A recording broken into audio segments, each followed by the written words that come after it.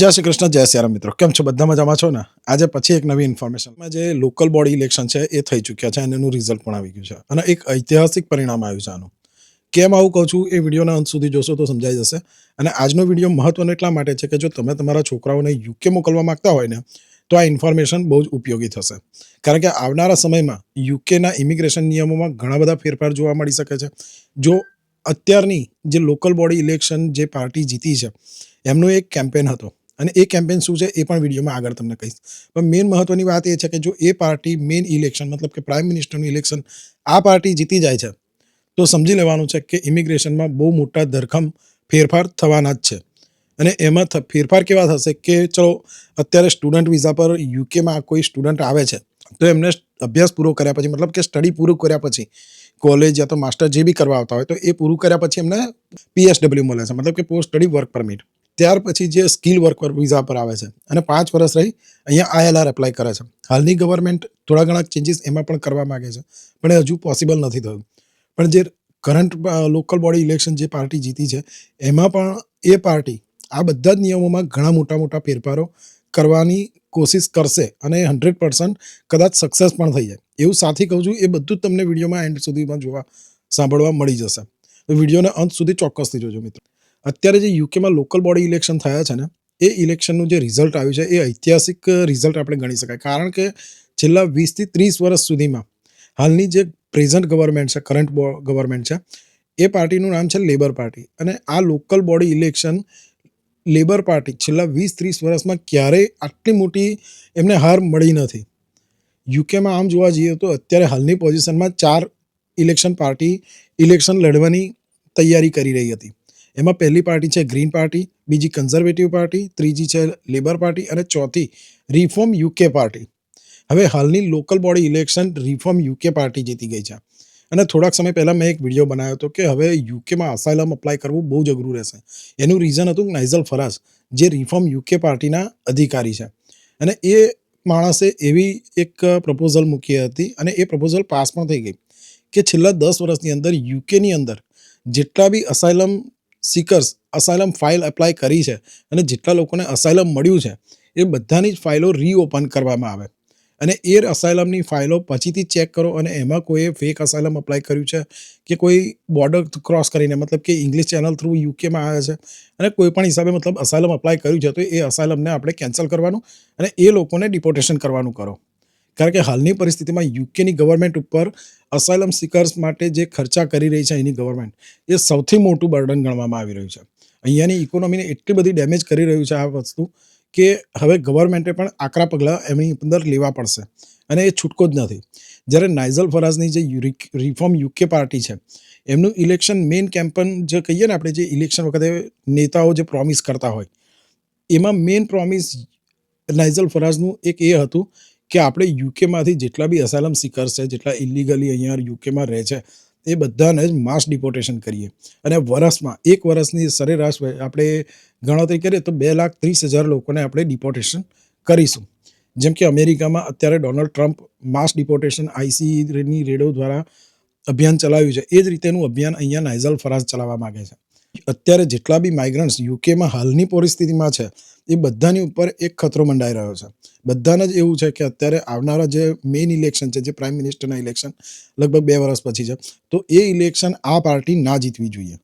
અને હાલની જે લોકલ બોડી ઇલેક્શન છે મતલબ કે આપણે ઇન્ડિયામાં કહી શકીએ કે નગરપાલિકાના ઇલેક્શન એ રીતે અહીંયા કાઉન્સિલના ઇલેક્શન થયા છે અને એ કાઉન્સિલ ઇલેક્શનમાં કમસે કમ હું ગણતરી આમ જોવા જઈએ મને પાકો આંકડો નથી ખબર પણ એક આંકડો એવો જાણવા મળ્યો છે કે 1,000 કરતાં પણ વધારે સીટો નાઇજલ ફરાજની યુકે રિફોર્મ પાર્ટીને મળી છે અને ઐતિહાસિક જીત કહેવાય છે કે આટલી મોટી જીત અત્યાર સુધી કોઈ પાર્ટીને મળી નથી.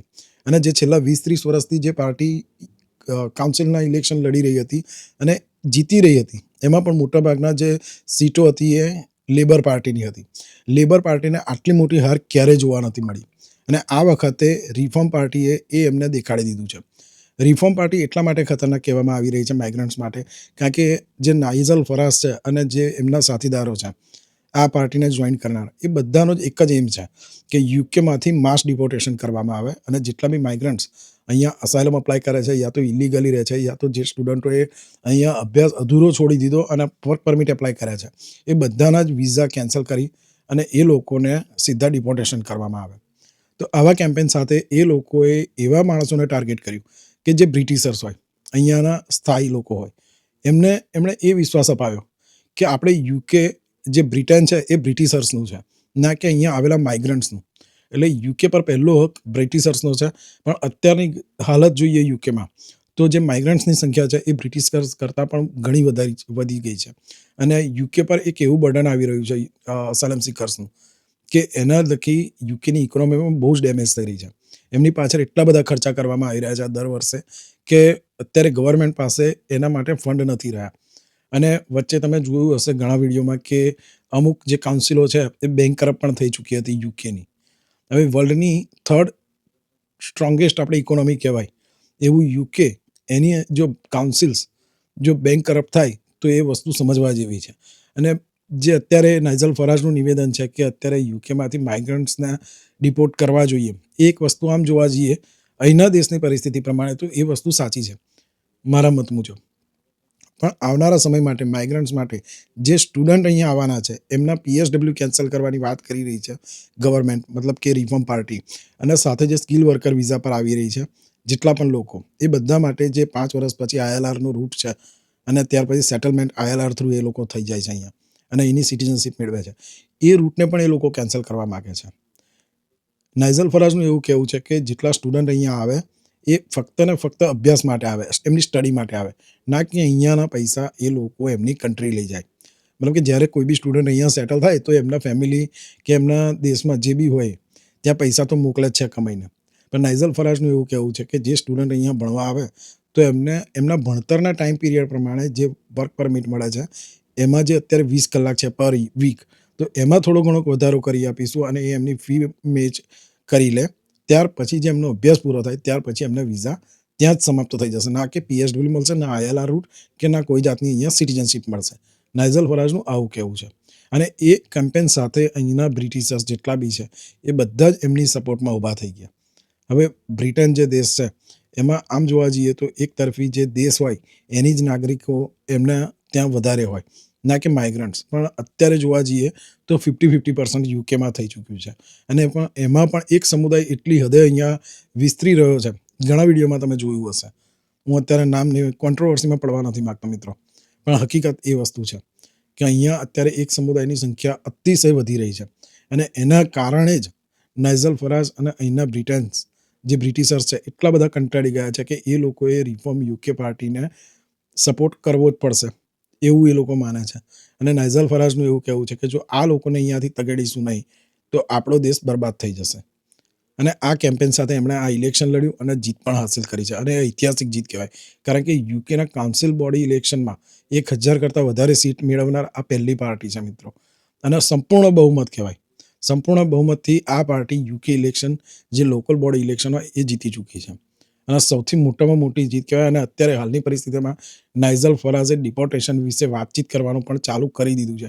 અને એ આવનારા સમય માટે જે મેન પ્રાઇમ મિનિસ્ટરનું ઇલેક્શન હશે, મેન ગવર્મેન્ટ જે પાર્ટી ગવર્મેન્ટની ઇલેક્શન લડે અને એ પાર્ટી પાવરમાં આવે ત્યાર પછી જે ફેરફારો કરવાની વાત છે એ અત્યારે પણ નાઇજલ ફરાજ એના પર અડગ છે કે ભાઈ હું આવીશ, ઇલેક્શન જીતીશ તો આ વસ્તુ 100% કરીશ.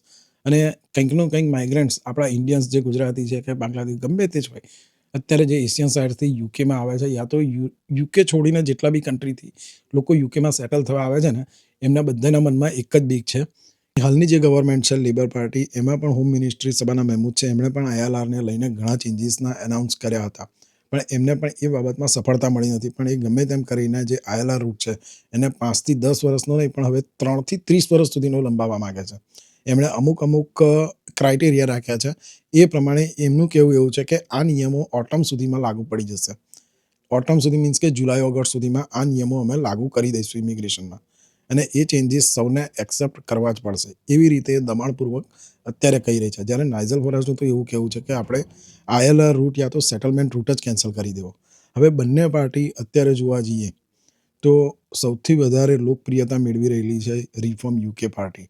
અને એમાં પણ નાઇજલ ફરાજ એમનું જે માનવું છે કે આપણે એમણે એક જ કેમ્પેન ચલાવ્યું છે કે બ્રિટન બ્રિટિશર્સનું છે અને એ કેમ્પેન સાથે અહીંના બ્રિટિશર્સ બધા એમના સપોર્ટમાં ઊભા થઈ ગયા છે.